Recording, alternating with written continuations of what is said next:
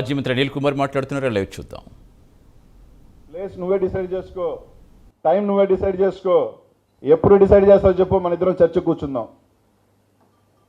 గత 5 సంవత్సరాల్లో నెల్లూరు జిల్లాలో ఇరిగేషన్లో ఎన్ని ప్రాజెక్టులు పిలిచారు, ఈ ప్రభుత్వం వచ్చిన తర్వాత ఎన్ని ప్రాజెక్టులు పిలిచారు, ఎన్ని కంప్లీట్ చేశారనేది చర్చకు సిద్ధంగా. నీకు దమ్ముంటే రారా. నేను 3 సంవత్సరాల మంత్రిగా ఉంటే 2 సంవత్సరాల కరోనా వచ్చినప్పటికీ నీ బాబు ఇదే నెల్లూరు బ్యారేజ్కి 3 సార్లు ముఖ్యమంత్రిగా వచ్చాడు.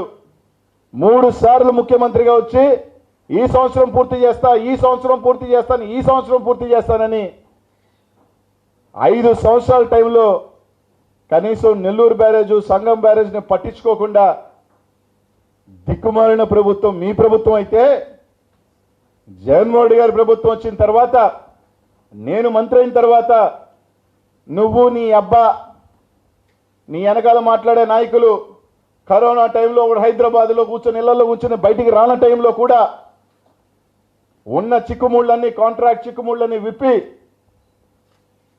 జగన్మోహన్ రెడ్డి గారు ముఖ్యమంత్రిగా కనీసం ఒకసారి ఇక్కడికి రాకపోయినా దాన్ని పూర్తి చేయాలని ఒక పట్టుదలతో 2 బ్యారేజీలు పూర్తి చేసిన చరిత్ర ఈ ప్రభుత్వాన్ని, జగన్మోహన్ రెడ్డిది అని చెప్పి ఈరోజు తెలియజేస్తా ఉన్నా. ఒకటి కూడా పూర్తి చేయలేదని చెప్పావు కదా. నెల్లూరు బ్యారేజ్, పెన్నా బ్యారేజ్ ఎవడు పూర్తి చేశాడు? నేను పూర్తి చేశాం జగనన్న ఆశీస్సులతో అని చెప్పి ఈరోజు తెలియజేస్తా ఉన్నా. ఇంకేం మాట్లాడు? హై లెవెల్ కెనాల్ ఒకటి ఉండగా హై లెవెల్ కెనాల్ 2 ఎలా పిలిచారన్నారు. ఒరే హాఫ్ నాలెడ్జ్ పప్పుగా, ఇంటికేరా నిన్న అనేది రాష్ట్ర ప్రజలు పప్పు అని. హై లెవెల్ కెనాల్ ఎన్నికల ముందు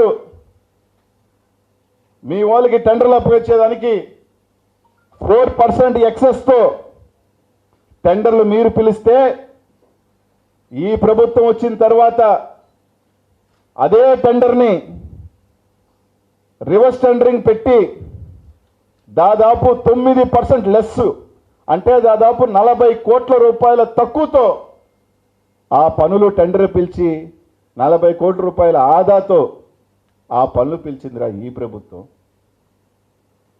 ఇంకోటేంటి, సోమశిల, కండలేరు.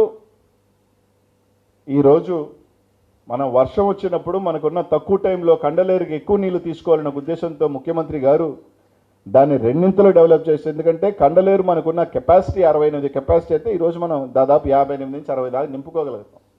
కానీ టైం తక్కువ వల్ల మనం నింపుకోలేకపోతా ఉన్నాం. కాబట్టి వరదల్లో మనకు తెలిసి ఎంత నీళ్లు మనం వేస్ట్ అయ్యాము. ఆ నీళ్ళంతా తొందరగా కండలేరు తీసుకోగలిగితే వెంకటగిరి కానీ, గూడూరు కానీ, సూలూరుపేట కానీ, అటు చిత్తూరుకు కానీ వీటికన్నీ ఉపయోగపడుతుంది అని చెప్పి దాన్ని డబుల్ చేయటమే కాకుండా రాళ్లపాడికి వెళ్ళే కొండపనాయుడు కెనాల్ని కూడా డబుల్ చేసిన వల్ల రాళ్లపాడికి మనం తొందరగా నీళ్లు తీసుకోగలిగితే వాళ్ళకి కేటాయించిన 1 TMC, దాంతోపాటు మధ్యలో ఉన్న ఊర్లకన్నీ కూడా నీళ్ళు తీసుకోవచ్చని దానిని ఈరోజు జగన్మోహన్ రెడ్డి గారు ఒక మంచి ఆలోచనతో ముందుకు వెళ్తే ఈరోజు దాని గురించి మాట్లాడతావా? ఈరోజు ఈ ప్రభుత్వం వచ్చిన తర్వాత ఇరిగేషన్లో దాదాపు 3,000 కోట్ల పైగా టెండర్లు పిలిచాం. పనులు కూడా ప్రారంభం చేసింది ఈ ప్రభుత్వం కాదా అని చెప్పి తెలియజేస్తా ఉన్నా. కాబట్టి హాఫ్ నాలెడ్జ్ పప్పుగా, నేను కాదురా హాఫ్ నాలెడ్జ్. నీకు నిజంగా నాలెడ్జ్ ఉంటే నెల్లూరు నగరానికి వస్తున్నావు కదా, నీకు దమ్ముంటే రా, కూర్చుందాం చర్చకి రా. ఎప్పుడు నీళ్ళు వదలాలా, ఎక్కడ నీళ్ళు వదలాలా, మీ బతుకులకి నా సౌకర్యంగా మీరున్నప్పుడు ఎండిపోయినీరా.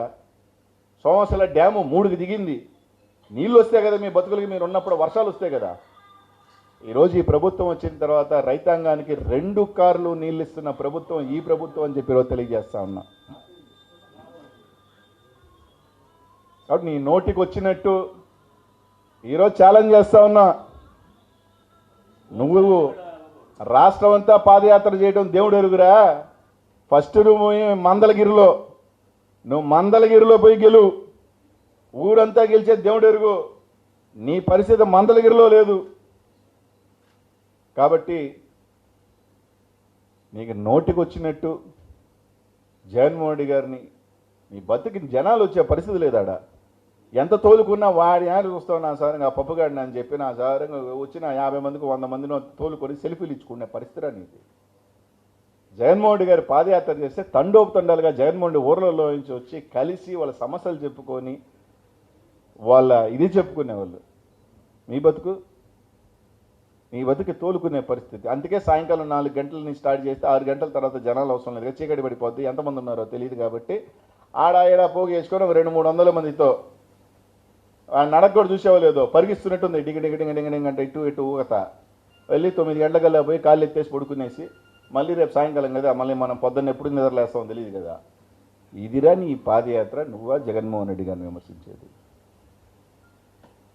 రా, నెల్లూరు జిల్లాలో వాళ్ళు వచ్చారు, వీళ్ళు వచ్చినా వీళ్ళు వచ్చినా ఎవడు బెరికేది లేదురా. జిల్లాలో మళ్ళీ వైఎస్ఆర్ కాంగ్రెస్ పార్టీ కొత్త జిల్లాగా 8 సీట్లు, పాత జిల్లా అయితే 10 సీట్లు ఖచ్చితంగా ఈరోజు జగన్మోహన్ రెడ్డి గారు గెలవబోతా ఉన్న వైఎస్ఆర్ కాంగ్రెస్ పార్టీ గెలవబోతా ఉంది. ఇంకొక ఆయన మాది పెద్ద కుటుంబం, మాది చరిత్ర గల కుటుంబం, మాకన్నా వీరులు లేరు, మాకన్నా సూరులు లేరు అని చెప్పుకుంటూ తిరుగుతుంటాడు. మాది ఆనం కుటుంబం అని. ఈరోజు ఈ జిల్లాలో ఆనం కుటుంబం ఇంకా ప్రతిష్ట, ఆ కుటుంబానికి ఇంకా కాస్తో కూస్తో ప్రతిష్ట ఉంది అంటే ఆ కుటుంబంలో ఆనం విజయ్ కుమార్ రెడ్డి గారి వల్లే. ఒక నిజాయితీ కట్టుబడి ఈరోజు కూడా జగన్మోహన్ రెడ్డి గారికి ఈరోజు ఏదైతే నిలబడి ఈరోజు కనీసం ప్రయాణం చేస్తూ ఒక విలువతో ఆ కుటుంబంలో ఇంకా ఉన్నారు అంటే అది కేవలం ఆన విజయన్న వల్లే. 4 సార్లు 5 సార్లు 6 సార్లు నేను ఎమ్మెల్యేనయ్యాను. మా చరిత్ర ఈ చరిత్రని ఎక్కడ ఏ పార్టీలో ఎప్పుడు ఉంటావో తెలియదు, ఎవరితో ఎప్పుడు ఉంటావో తెలియదు, ఎక్కడ ఎలా ఉంటావో తెలియదు, ఏ పార్టీకి గాలి ఇస్తుంటే ఆ పార్టీకి వెళ్ళిపోయి గెలిచేద్దామని చెప్పి ఒక నీచమైన ఆలోచన, ఎక్కడ స్థిరమైన ఆలోచన. వయసు పెరిగిందే కానీ ఎన్నెన్నో పదవులు చేసినా నువ్వేం మాట్లాడుతున్నాడు? ఆయన 5 సంవత్సరాలు దాదాపు 8 సంవత్సరాలు ఈ జిల్లా మంత్రిగా ఉన్నావు. 2009 నుంచి 2019 దాకా 14 దాకా హోల్సేల్ మంత్రిగా ఉన్నావు. నువ్వు ఆత్మకూరులో ఉన్న సంగం బ్యారేజ్ 5 సంవత్సరాలు ఎందుకు పూర్తి చేయలే? గాడిదలు కాసావు, నిద్రపోయినావా? గాడిదలు కాసావని అడుగుతా ఉన్నా. నాకు అన్నీ తెలుసు, నేను పెద్ద సంగతి అని చెప్పుకుంటా. నువ్వు ఆ రోజు ప్రాతినిధ్యం వహిస్తున్న సంగం బ్యారేజ్ని 5 సంవత్సరాల టైంలో ఫైనాన్స్ మినిస్టర్గా ఉన్నావు. నువ్వు ఎందుకు పూర్తి చేయలేకపోయావు?